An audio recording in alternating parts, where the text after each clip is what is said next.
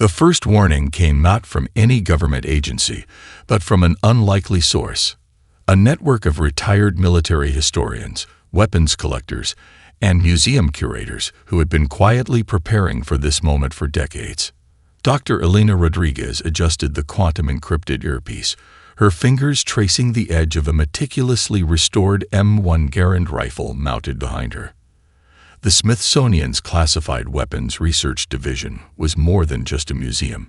It was humanity's first line of defense against a threat most of the world didn't even know existed. The Zornak ship cut through Earth's atmosphere like a surgical blade, its crystalline hull refracting sunlight in impossible geometric patterns. Orbital tracking systems, hidden beneath seemingly ordinary geological survey stations, had been monitoring the alien vessel's approach for weeks. What looked like routine satellite communications was actually a complex global network of surveillance and preparation. Inside the museum's underground command center, a holographic display flickered to life. Colonel Marcus Chen, Elena's longtime collaborator and a veteran of multiple Black Ops missions, studied the alien ship's approach with a calculating eye. They're following the same reconnaissance pattern we've seen in their previous planetary contacts, he muttered, pulling up classified intelligence reports. Elena knew the stakes. The Zornak Confederacy had a reputation for methodical colonization. They didn't conquer through brute force, but through calculated cultural infiltration and technological assimilation. 17 star systems had fallen to their approach, not through war, but through an insidious process of cultural dismantling and technological absorption. Activate Protocol Americana. Elena spoke softly into her comm unit. Throughout the Smithsonian, museum staff who appeared to be ordinary curators and security personnel began their choreographed dance. Display cases subtly shifted. Ancient weapons seemed to settle into new positions with an almost imperceptible precision. What looked like a random museum adjustment was actually a carefully orchestrated defensive maneuver. In a sealed research chamber beneath the main exhibition hall, a team of engineers worked feverishly.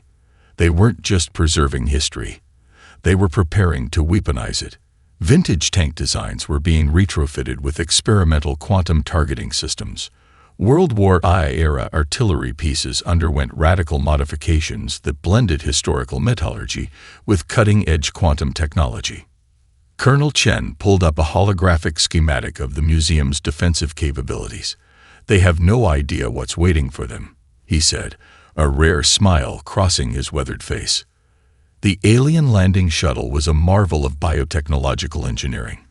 Its skin seemed to breathe adaptive camouflage, shifting to match the surrounding environment. Chief Xenoanthropologist Krelax watched through prismatic eyes that could perceive spectrums far beyond human vision. To him, Earth was just another data point, another civilization to be cataloged, understood, and ultimately integrated into the Zornak Confederacy. What Krelax didn't know was that every scan, every piece of data his team collected was being fed into a global human network. Each transmission was a trap, each moment of observation a calculated risk by humanity. Elena Rodriguez watched the alien shuttle's approach on multiple screens. Her team had spent generations preparing for this moment, not just militarily, but culturally. The museum was more than a building. It was a message, a challenge, a declaration of humanity's potential. The first alien research team descended, their anti-gravity devices humming with an almost musical precision. They moved with the arrogance of a species that had never encountered a true challenge. Vortek, Krelax's chief lieutenant, led the ground team. A biomechanical warrior whose body was more advanced technology than organic material, he represented the pinnacle of Zornak evolutionary engineering.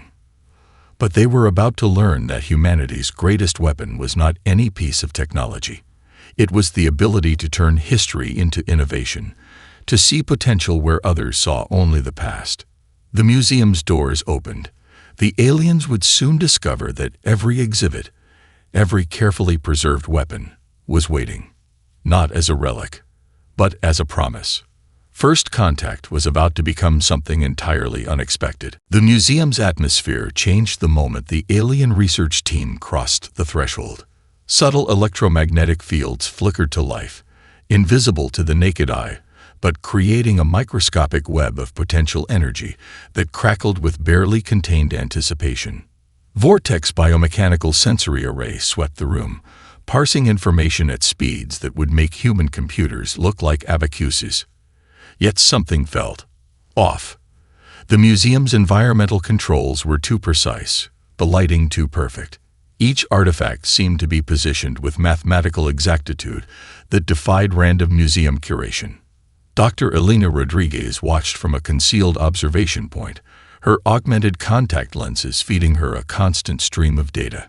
To her right, a holographic interface tracked every microscopic movement of the alien team.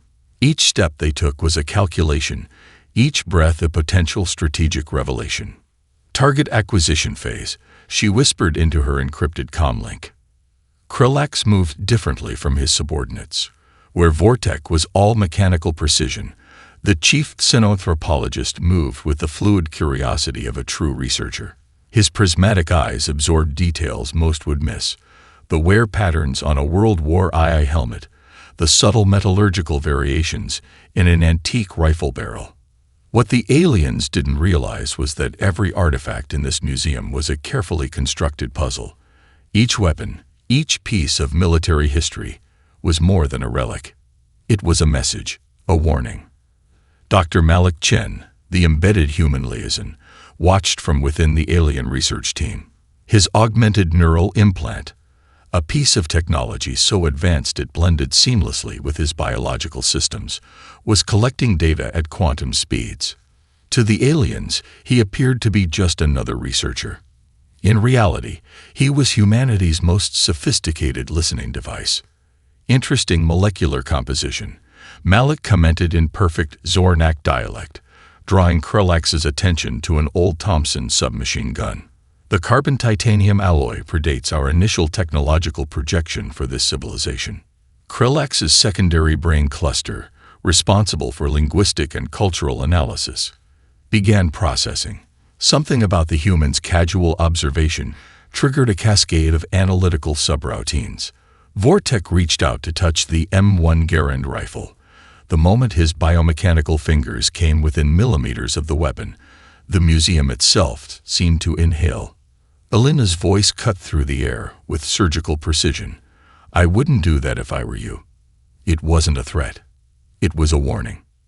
The aliens laughed, a sound that was part electronic modulation, part biological response. Vortex's laugh was a grinding metallic noise that suggested pure mechanical superiority. "Primitive species always make empty threats," he sneered. What happened next would be analyzed by xenotechnological experts for generations. The museum wasn't just a building. It was a living system. As Vortex's fingers approached the rifle, microscopic quantum-locked mechanisms began to activate. Display cases weren't just glass and metal. They were sophisticated adaptive systems that had been decades in development. A World War I-era machine gun detached from its mount with impossible grace. Its mechanisms whirred to life, not through any external power source, but through a complex network of quantum-entangled energy systems that the aliens had never encountered. Malik Chen's neural implant went into overdrive. This wasn't just a defensive mechanism. It was a demonstration. Krillax's analytical systems began processing at exponential rates. The weapon's movement defied every known law of physics in the Zornak scientific understanding. It wasn't just a machine. It was a statement. "Impossible," Vortex muttered, his biomechanical systems struggling to process the data. But nothing was impossible on this planet. Not anymore. The museum had become a battlefield, and humanity was about to teach the Zornak Confederacy a lesson they would never forget. Elena Rodriguez allowed herself the smallest of smiles. Phase 1 of the plan was now complete. The Zornak research vessel, Quantum Prism, hung in high orbit, its crystalline laboratories humming with an otherworldly energy. Inside, the weapons samples from the Smithsonian Museum underwent analysis that pushed the boundaries of xenotechnology. Dr. Lyra Nakamura, the lead human scientist embedded in the alien research team, watched with carefully concealed excitement. Her augmented eyes tracked multiple holographic displays, each one revealing layers of complexity that made the alien researchers increasingly uncomfortable. Molecular resonances, non-standard, muttered Sin-7, the primary materials analyst. His tentacular appendages manipulated quantum scanning instruments with fluid precision. What should have been a routine materials analysis had become something far more complex. The M1 Garand rifle lay disassembled across 6 different analysis platforms. Each component told a story that defied the aliens' understanding of technological progression. The barrel's metallurgy spoke of innovations that seemed to dance between material science and something closer to quantum engineering. Dr. Nakamura knew exactly what she was doing. Every scan, every moment of alien investigation was a carefully orchestrated dance of misinformation and strategic revelation. The weapon was teaching the aliens far more than they realized, but not the lessons they expected. Krelax approached the primary analysis chamber, his prismatic eyes shifting through multiple spectral ranges. "Explain the molecular inconsistencies," he demanded, addressing no one in particular. Malik Chen stepped forward, his neural implant working overtime to translate the complex scientific observations. "The weapon's composition represents a form of adaptive metallurgy we call generational engineering," he explained. It was a partial truth, and those were always the most dangerous. The rifle's steel told a story of human innovation. Each microscopic layer revealed decades of incremental improvements. Where alien technology pursued perfection through complete redesign, human engineering found brilliance in adaptation. A scratch from a World War I battlefield had been carefully studied, its metallurgical properties understood and incrementally improved. Sin-7's analysis systems began to overheat. The rifle's molecular structure contained quantum-level variations that shouldn't exist. Microscopic carbon nanostructures were integrated into the metal in patterns that suggested deliberate, almost organic design. It was as if the weapon had been alive, learning, growing. "This is impossible," Sin-7 muttered, his translation matrix struggling to convey the depth of his confusion. In the adjacent chamber, another team analyzed a vintage tank transmission. What looked like a simple piece of mechanical engineering revealed itself to be a masterpiece of material science. Each gear, each bearing told a story of human problem-solving that went far beyond simple mechanical design. Dr. Nakamura watched a holographic representation of the transmission's molecular structure. To the aliens, it appeared to be a random collection of metallic components. To her, it was a symphony of engineering brilliance. "The humans don't just build technology," she heard Krelax muttering to himself. "They evolve it." Malik Chen's neural implant captured every microscopic reaction. The aliens were beginning to understand, but understanding was not the same as comprehension. Each revelation was a carefully planted seed of doubt, a strategic breadcrumb leading them toward a larger truth. The research vessel's quantum computers worked overtime, struggling to process the seemingly impossible data. Alien scientific paradigms, built on millions of years of technological progression, were being challenged by a handful of seemingly primitive human artifacts. A World War-era machine gun mechanism revealed quantum entanglement principles that the Zornak had spent centuries trying to develop. An artillery shell's metallurgical composition suggested material science approaches that were decades ahead of the aliens' current understanding. "It's not about the individual weapon," Dr. Nakamura said softly, knowing the alien translation matrices would capture her words. "It's about the process of creation." Krelax turned, his multiple sensory organs focusing on her with an intensity that would have terrified a lesser human. But Dr. Nakamura was not easily intimidated. She was the architect of this moment, a key player in humanity's most elaborate first contact strategy. The Zornak were about to learn that humanity's true weapon was not any single piece of technology. It was the ability to transform, to adapt, to see potential where others saw only limitations.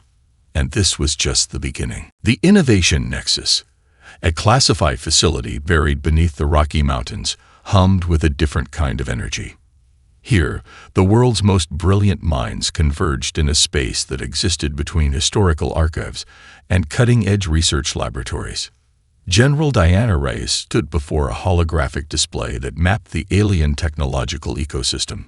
Her fingers traced complex interaction patterns, not of weapons, but of ideas.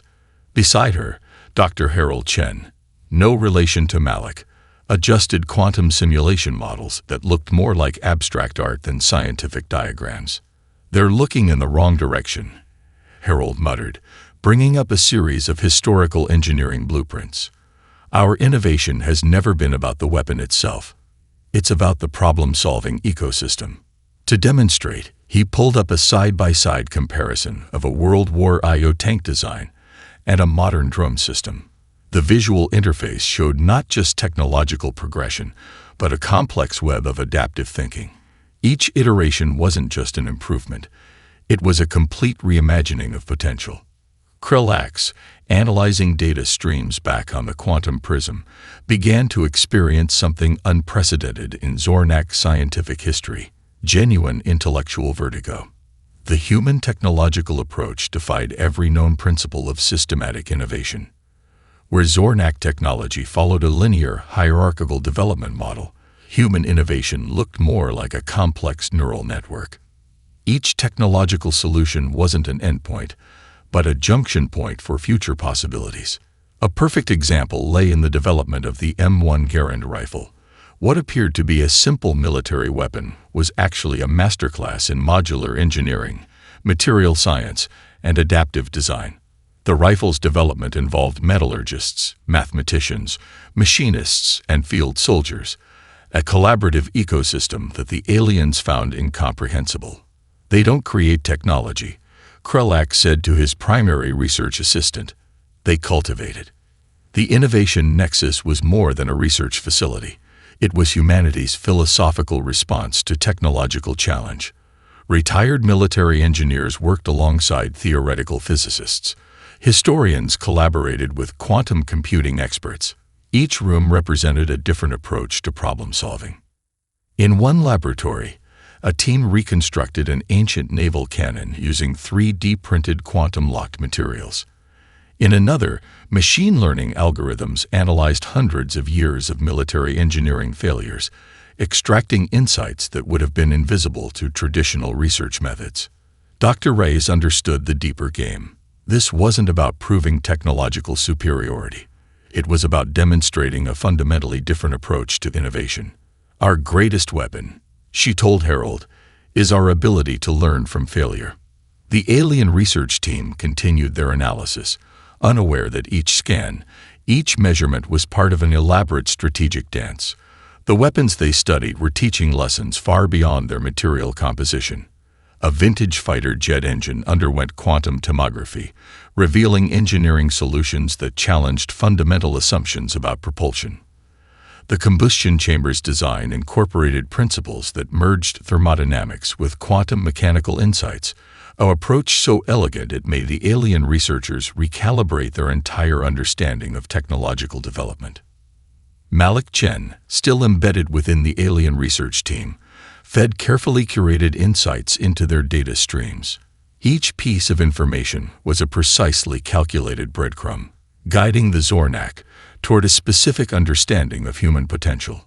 Technological innovation is a form of cultural storytelling, Malik transmitted through his neural interface. The message was both a scientific observation and a philosophical statement. The Zornak had conquered star systems through technological dominance. Humanity was about to show them that true innovation wasn't about conquest, it was about conversation.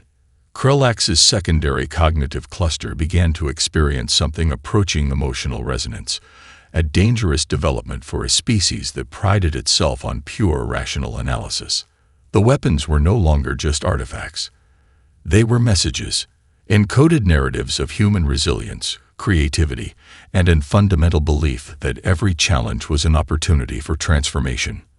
And the Zornak were just beginning to understand the conversation. The first wave of Zornak invasion ships descended over the Nevada desert, their crystalline hulls refracting moonlight like impossible geometric prisms, What should have been a moment of planetary terror became something entirely unexpected. Major Sarah Lockhart stood in an underground command center that looked more like a hybrid between a museum archive and a quantum computing facility. Her team, a diverse collection of historians, engineers, and military strategists, watched the alien approach with a curious mix of anticipation and calculated calm. "Activate Project Americana," she commanded. Across the United States, seemingly abandoned military bases sprang to life. What looked like rusting tanks and obsolete artillery pieces began to move with a fluidity that defied their age. A B-17 bomber from World War II, meticulously preserved in a Nevada aircraft museum, began to hum with energy that wasn't purely mechanical. Vortek, leading the initial invasion force, experienced his first moment of genuine uncertainty. The planetary scan had suggested a technologically primitive defense system. Instead, he watched as entire landscapes seemed to transform. An old naval coastal defense cannon, a relic from the early 20th century, rotated with impossible precision. Its targeting system integrated quantum-locked algorithms that made the Zornak's most advanced targeting computers look like children's toys. The weapon's barrel, constructed from an alloy that had been studied and refined over decades, could now pierce alien shielding technologies with surgical precision. In the Pacific Northwest, a team of marine engineers had transformed an entire maritime museum into a defensive stronghold. Vintage submarine technology merged with experimental quantum propulsion systems. A decommissioned destroyer, thought to be nothing more than a floating museum piece, came to life with capabilities that would make modern naval architects weep. Dr. Elena Rodriguez coordinated from a mobile command center that moved beneath the Nevada desert. Each alien ship's approach was not just monitored, it was anticipated, parsed, understood. "They're following a standard colonization pattern," she told Major Lockhart. "Textbook approach, which means they're completely predictable." The invasion wasn't a military conflict. It was a complex intellectual exchange, a demonstration of human adaptability that the Zornak had never encountered. A vintage fighter jet, carefully maintained and secretly modified, rose from what appeared to be a desert aircraft graveyard. Its systems integrated cutting-edge quantum navigation with mechanical engineering principles that dated back to World War II. The pilot was a 68-year-old retired Air Force colonel who had spent decades preparing for this exact moment. Krelax watched the planetary defense unfold with growing confusion. Their invasion models predicted total planetary capitulation within hours. Instead, they encountered a defense system that was less about technological superiority and more about innovative problem-solving. An old nuclear submarine, permanently docked as a museum piece in San Francisco, suddenly demonstrated capabilities that completely shattered the Zornak's understanding of maritime technology. Its reactor systems had been quietly upgraded, its hull reinforced with experimental metamaterials that could absorb and redirect energy in ways that defied conventional physics. "This isn't a defense," Malik Chen transmitted to the human command team. "This is a philosophy in motion." Each piece of outdated equipment told a story. The M1 Garand rifles that museum staff had prepared were not just weapons. They were living documents of human innovation. Their metallurgy, their design, their very existence was a testament to humanity's ability to learn, adapt, and transform. Vortex biomechanical systems began to overheat from the sheer complexity of the planetary response. This wasn't a military defense. This was a comprehensive demonstration of human potential. A vintage tank museum in Texas became a quantum computing node. Old artillery pieces transformed into sophisticated communication relays. Every museum, every historical archive was now a potential weapon, a potential solution. The invasion was becoming something entirely different from what the Zornak had anticipated. It was no longer about conquest. It was about understanding.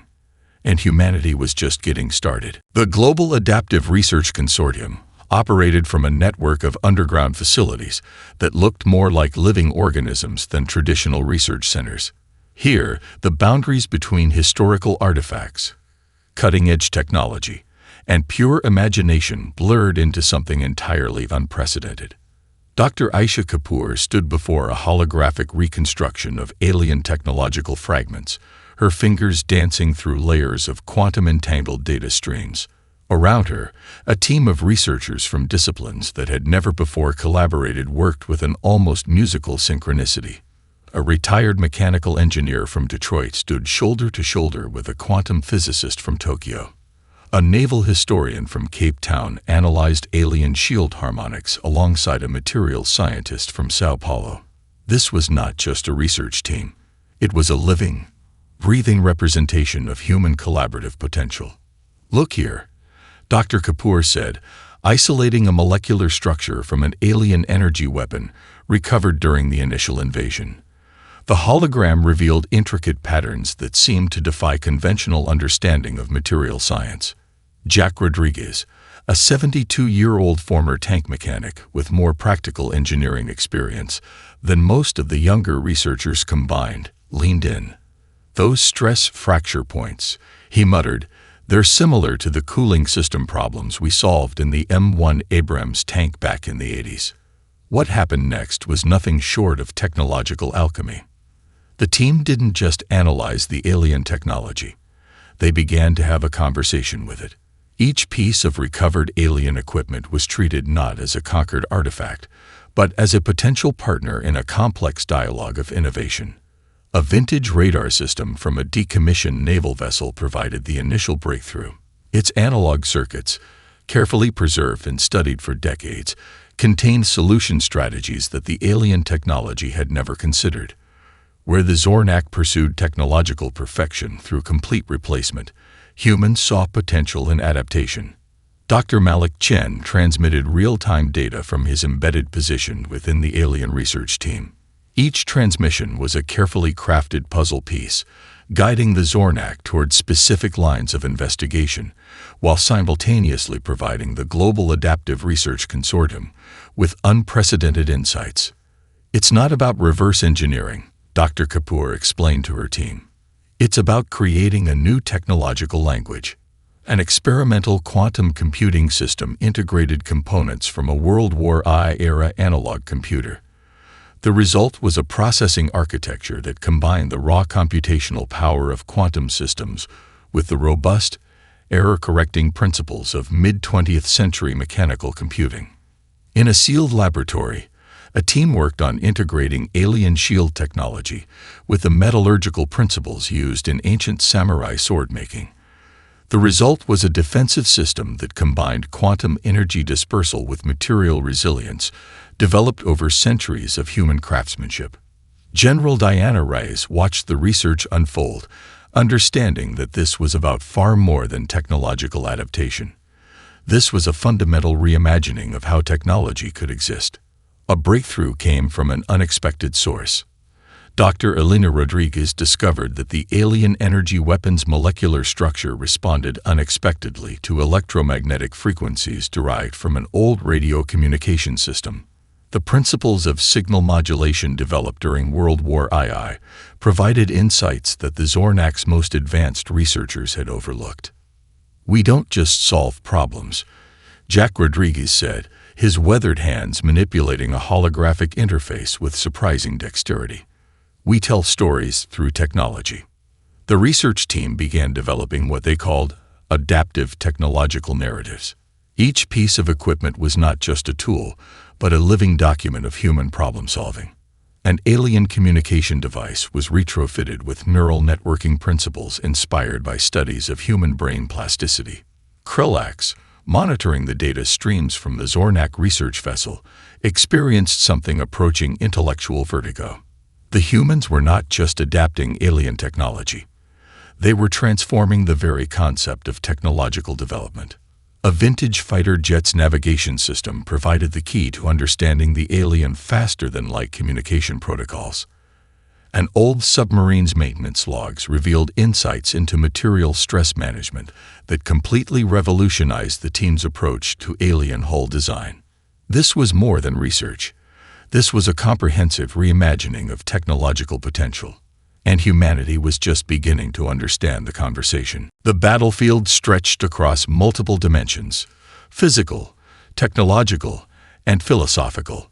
What had begun as an invasion was now a complex dance of understanding, with humanity leading an improvised symphony of adaptive resistance. Deep in the Atacama Desert, a makeshift command center emerged from what appeared to be an abandoned archaeological research site. Dr. Elena Rodriguez stood at its center, surrounded by a holographic interface that mapped global defensive strategies with fractal complexity. Vortex Invasion Fleet found itself confronting something entirely unexpected.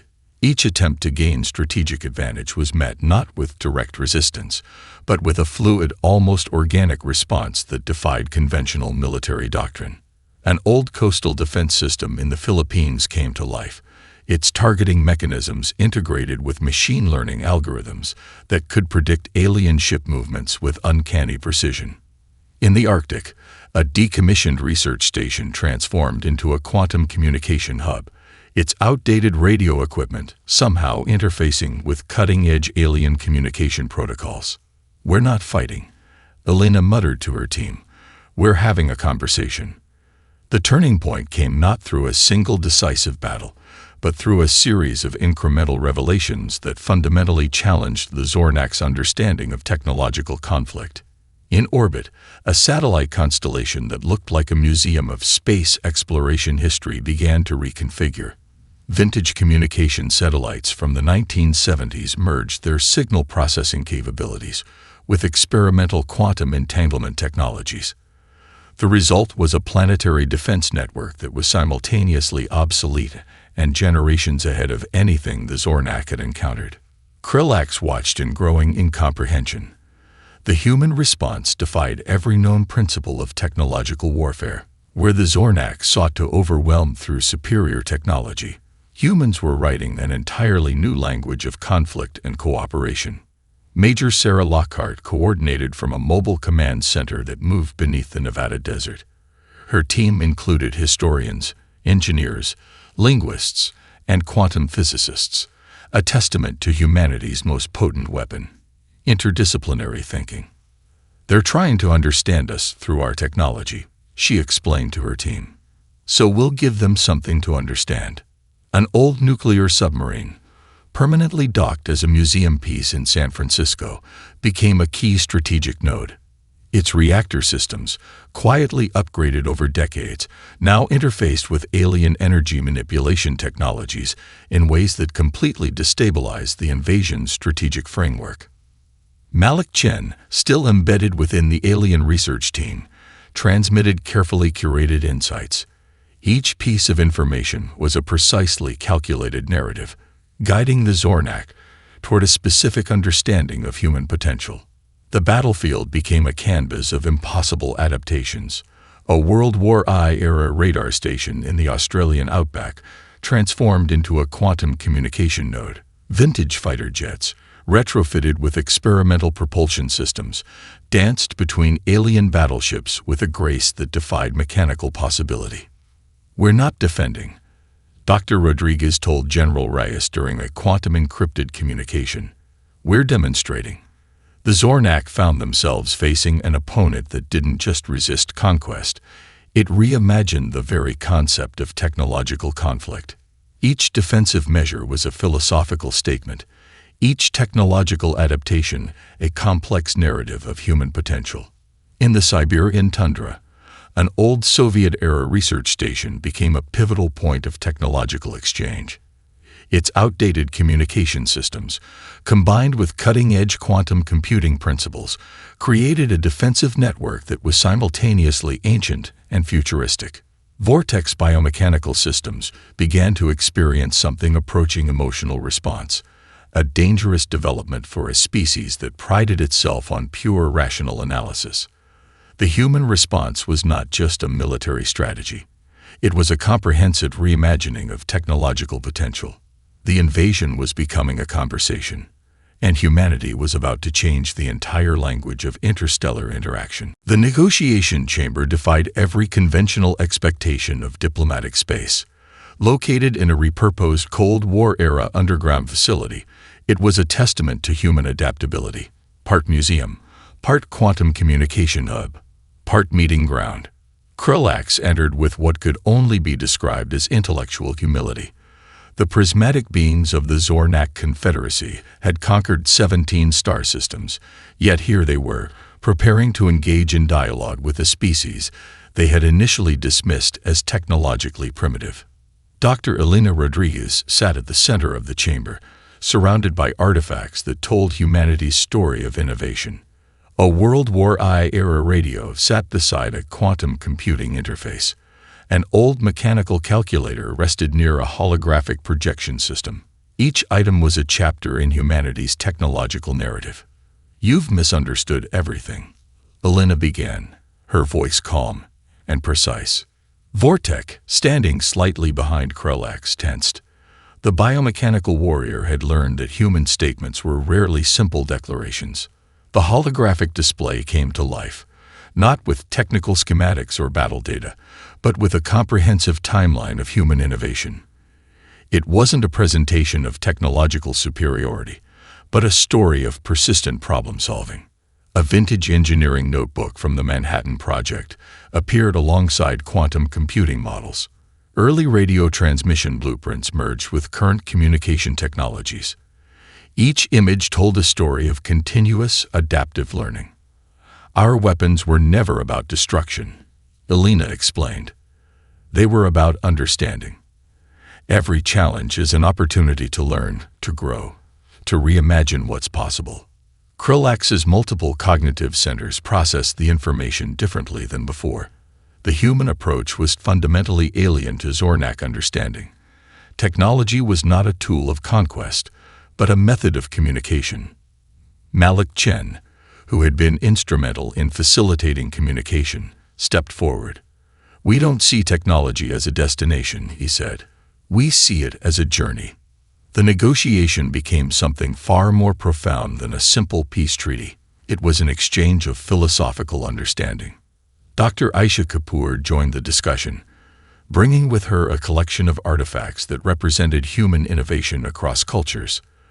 A Japanese sword that demonstrated metallurgical principles, an indigenous Australian navigation tool that revealed complex astronomical understanding, a Soviet-era space communication device. Each item was a testament to human collaborative potential. "Technological progression is a collective story," she explained, "not a competition." The Zornak delegation found themselves confronting a radical concept. Humanity's strength was not in any single technological achievement, but in its ability to learn, adapt, and reimagine potential. General Diana Reyes presented the final proposition. It wasn't a demand for reparations or a declaration of victory. Instead, it was an invitation to collaboration. The proposed Galactic framework would create an innovation exchange, not a conquest, but a conversation. Museums would become living research centers. Historical artifacts would be studied not as relics, but as crucial chapters in technological development. Jack Rodriguez, the retired tank mechanic who had been instrumental in the technological adaptation efforts, shared a final insight. "Every old weapon," he said, "is a story of a problem someone tried to solve." Vortek, whose biomechanical systems had been fundamentally altered by the encounter, found himself experiencing something close to respect. The humans had not defeated the Zornak. They had transformed the very concept of technological interaction. The negotiation concluded not with a treaty, but with an agreement to create a joint research initiative. The first location, a museum, part archive, part laboratory, part testament to human innovative potential. Krulax realized that humanity's true weapon was not any piece of technology. It was the ability to see potential where others saw only limitations. The invasion was over. The conversation was just beginning. As the delegation prepared to depart, Elena Rodriguez placed a simple object on the negotiation table, an old mechanical watch, its intricate gears telling a story of human ingenuity that predated any of their advanced technologies. Some stories, she knew, transcended technology. Some stories were about something much more profound, the art of possibility.